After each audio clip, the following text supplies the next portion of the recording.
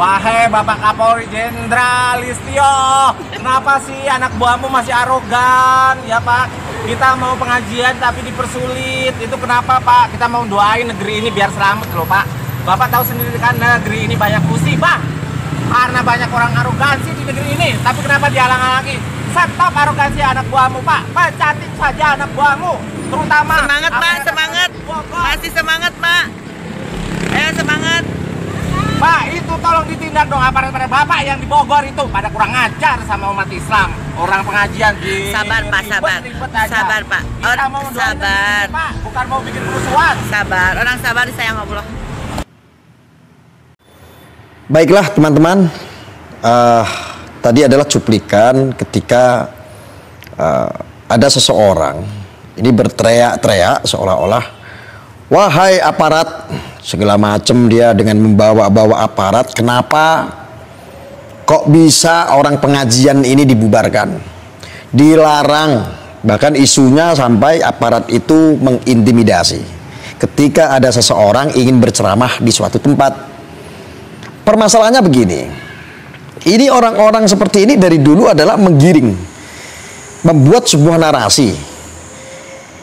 Mereka selalu gembar-gembor mengkritik, ya, selalu menggembar-gemborkan mengkritik, tetapi tidak bisa membedakan bahwa mereka ini sedang mengadu domba. Ya, mereka sedang mengambing hitamkan terus ini aparat, dikambing hitamkan, aparat difitnah, membubarkan. Jadi begini ya saudara-saudaraku, saudara-saudaraku, umat apapun dimanapun Anda berada, ini tolong mungkin saudara-saudara sudah paham dampaknya apa sih ketika seandainya ada seseorang yang biasa berceramah dengan caci maki, dengan ujaran kebencian, dengan provokasi. Ini yang paling bahaya. Makanya ketika ada pengajian hal-hal seperti itu yang sudah contoh ulamanya adalah ulama atau oknum ulamanya ini sudah fenomenal gitu loh. Kontroversi, contoh ulamanya seperti Bahar Smith, ya. Contohnya seperti Gus Nur, bahkan ditolak di mana-mana. Nah, ketika ada masyarakat lain yang tidak menghendaki ceramah-ceramah propaganda tersebut, ceramah-ceramah provokasi tersebut, ceramah-ceramah penghasutan tersebut, ya, menghasut jamaah, menghasut masyarakat untuk membenci pemerintahan, untuk membenci aparat, untuk membenci, ya ini kan sangat membahayakan sekali.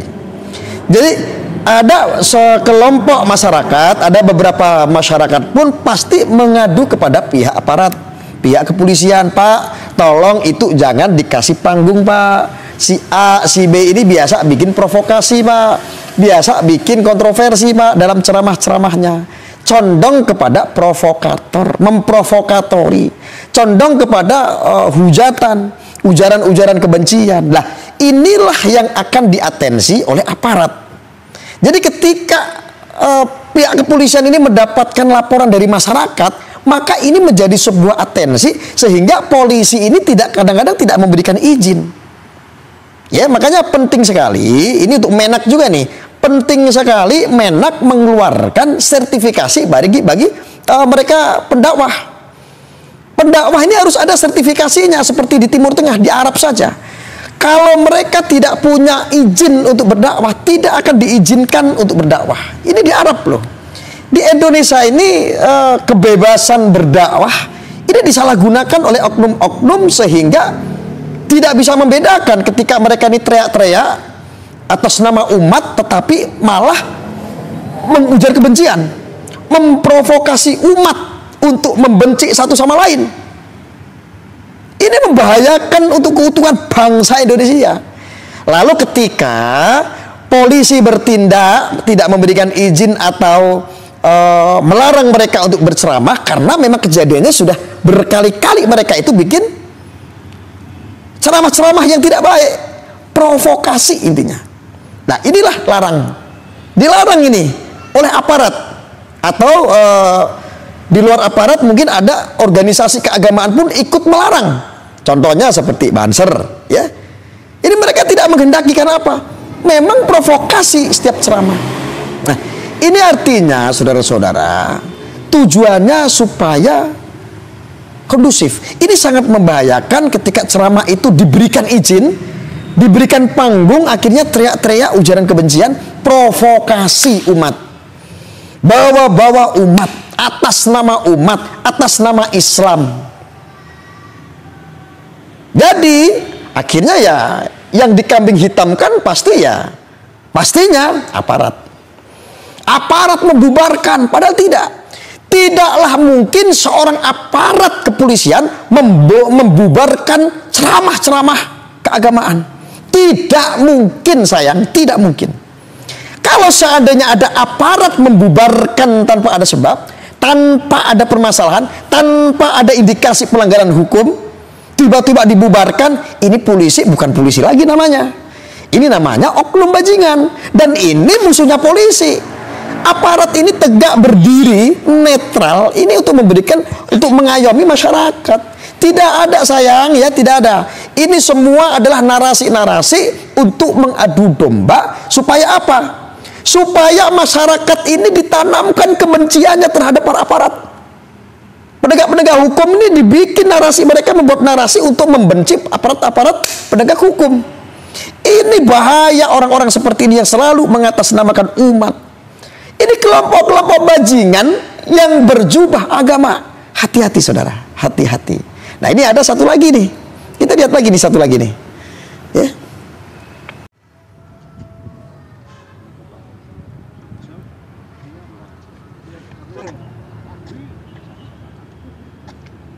Assalamualaikum warahmatullahi wabarakatuh. Waalaikumsalam. Takbir. Akbar. Kami para ulama, para kiai, para ajengan, para santri di Kabupaten Tasikmalaya barusan telah beraudiensi dengan Pak Kapolres Kabupaten Tasikmalaya di Mapolres, yang isinya adalah kami menyampaikan keresahan daripada kaum muslimin di Kabupaten Tasikmalaya atas diskriminasi yang menimpa daripada Habibana Bahar bin Smith. Kami menyampaikan bahwa agar aparat penegak hukum betul-betul adil dan tidak diskriminatif dalam penegakan hukum di negara ini. Kalau seandainya para ulama, kalau seandainya para habaib yang melakukan kritikan untuk perbaikan daripada negeri ini, kemudian dilaporkan oleh salah satu pihak, ditangani begitu cepat, maka kami pun menuntut mereka-mereka yang melakukan penistaan agama itu segera diusut tuntas. Takbir. Seperti cepatnya pengusutan kepada para ulama. Takbir. Mudah-mudahan ini supaya bisa didengar oleh aparat penegak hukum. Takbir. Assalamualaikum warahmatullahi wabarakatuh. Jadi yang model-model kayak begini, ya, ancaman-ancaman ini seperti ini seolah-olah, ya, memframing seolah-olah apa? Bahwa ulama-ulama ini didolimi, ya, zalim.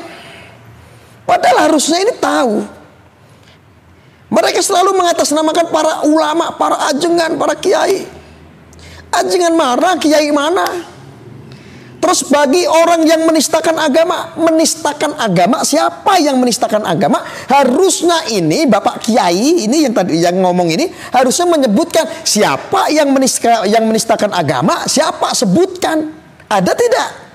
Ini seolah-olah ini juga sama memframing, membuat umpatan-umpatan, tujuannya adalah untuk memprovokasi, untuk memberikan sebuah paradigma terhadap masyarakat, menciptakan sebuah pandangan ke masyarakat bahwa para ulama, para kiai ini sedang didolimi oleh para aparat.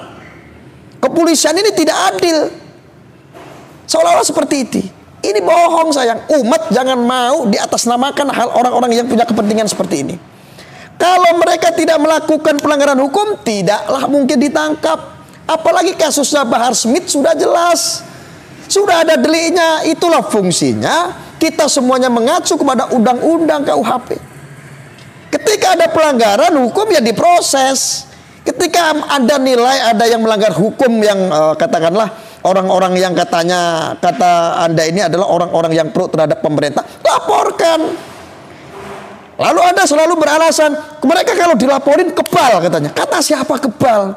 Karena memang tidak memiliki dampak. Karena memang tidak ada pasal untuk menjeratnya. Karena memang apa? Masa orang salah mau dihukum? Ya, ketika kita merosting, kita menjawab di media sosial ada tampilan seperti ini, kita merosting, kita menanggapi sah. Sah, kami sebagai masyarakat, kami sebagai umat. Jangan sedikit-sedikit umat kalian adu domba.